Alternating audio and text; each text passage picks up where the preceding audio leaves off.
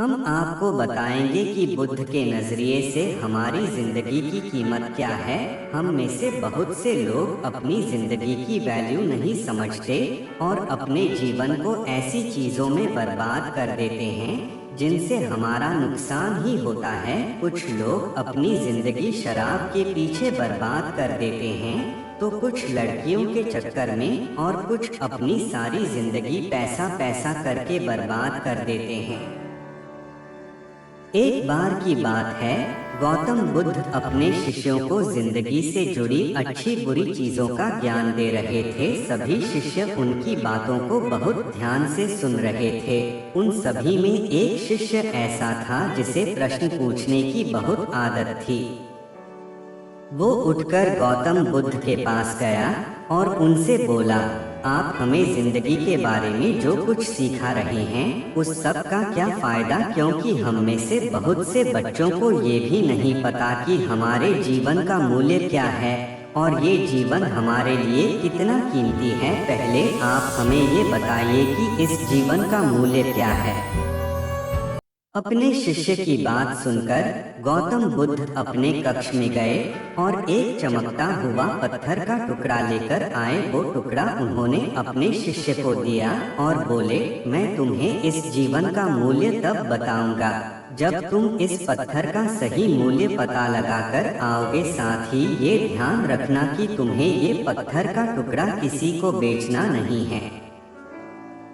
गौतम बुद्ध की बात मानकर वो शिष्य बाजार की तरफ चला गया। बाजार में सबसे पहले उसकी नजर एक फल बेचने वाले पर पड़ी और उसने वो पत्थर उस फल वाले को दिखाया और बोला, इस पत्थर के बदले आप मुझे कितने फल दे सकते हो। फल वाला बोला, ये पत्थर कुछ खास तो नहीं है, लेकिन फिर भी इसके बदले में तुम्हें 10 केले दे सकता हूँ। वो शिष्य उस पत्थर को लेकर आगे चला गया। फिर उसे एक सब्जी वाला मिला। शिष्य ने उस सब्जी वाले से उस पत्थर की कीमत पूछी।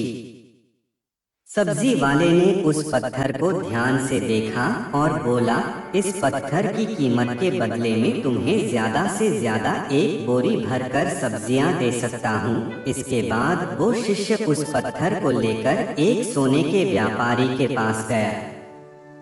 उस पत्थर की टुकड़े की चमक देखते ही उस सुनार ने उसकी कीमत 100 सोने के सिक्के लगाए। शिष्य ने वो टुकड़ा बेचने से मना किया तो वो सुनार उसके बदले 200 सोने के सिक्के देने को भी राजी हो गया, लेकिन शिष्य ने वो पत्थर नहीं बेचा। इसके बाद वो शिष्य एक हीरों के व्यापारी के पास गया और उनके सामने उसने वो पत्थर के टुकड़े को रख दिया। उस पत्थर को देखते ही हीरों के व्यापारी ने एक साफ कपड़ा बिछाया, उस पत्थर को उसके ऊपर रखा, फिर उसकी परिक्रमा की और हाथ जोड़कर उस पत्थर को कपड़े में लपेटते हुए वो बोला, तुम जिसे मामूली पत्थर समझकर उसकी कीमत पूछ रहे हो, असल में ये एक बेशकीमती रूबी है। ऐसा रूबी हर किसी को नहीं मिलता। मैं अगर अपना सब कुछ बेच भी दूं तो भी इसकी कीमत नहीं चुका सकता। उस व्यापारी की बातें सुनकर वो शिष्य हैरान हो गया। वो दौड़ा दौड़ा सीधा बुद्ध के पास आया और उन्हें उसने जो कुछ भी बाजार में हुआ वो सब बताया।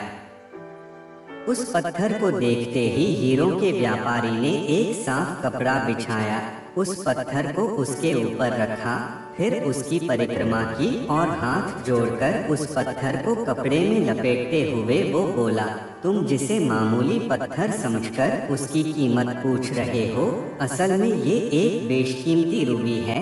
ऐसा रूबी हर किसी को नहीं मिलता। मैं अगर अपना सब कुछ बेच भी दूं तो भी इसकी कीमत नहीं चुका सकता।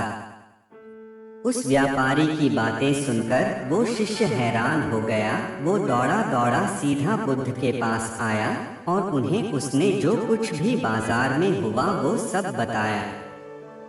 उसकी अचरज भरी बातें सुनकर गौतम बुद्ध बोले, तुम्हारे सवाल का जवाब इस रूबी की कीमत में ही छिपा है।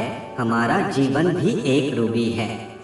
रूबी की तरह ये भी बेशकीमती है। लेकिन हम इस बात को हमेशा नजरअंदाज करते हैं और अपने जीवन का मूल्य नहीं समझते। हम दूसरों को देखकर और उनके जैसा जीवन जीने की कोशिश में अपने जीवन की कीमत को कम कर देते हैं। हम ये सोचते हैं कि हमारी जिंदगी की कीमत वही है जो दूसरे हमें बताते हैं, लेकिन ये बात हमेशा ध्यान रखना कि सामने वाला अपनी हैसियत, बुद्धि और अपनी समझ के हिसाब से तुम्हारी कीमत लगाता है। जिंदगी सिर्फ एक बार मिलती है, इसलिए इसको बर्बाद ना करें। अपनी जिंदगी को उतना ही कीमती समझें जितना कीमती आप अपने बैंक में रखे रुपयों को समझते हैं। आज के समय में लोग अपनी जिंदगी से ज्यादा कीमती प्यार, पैसों और दिखावे से भरी चीजों को समझते हैं। प्यार के चक्कर में लोग सुसाइड कर लेते हैं। पैसों के चक्कर में ऐसा काम करने लग जाते हैं जिससे उनकी जिंदगी बर्बाद हो जाती है। नाम कमाने के चक्कर में उल्टे सीधे काम करने लग जाते हैं। हमेशा याद रखें कि दिखावा करना जरूरी नहीं है।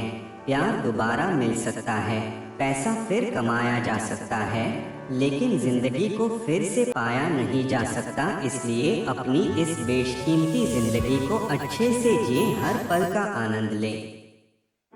कभी ये ना सोचें कि आप इस दुनिया में किसी काम के नहीं है, ना कभी ये सोचें कि आपकी जिंदगी व्यर्थ है। आपके होने या ना होने से कुछ फर्क नहीं पड़ता। जब भी ऐसे नेगेटिव विचार आपके मन में आए तो खुद को बस ये याद दिलाएं कि जीवन एक रूबी है और ये बेशकीमती है।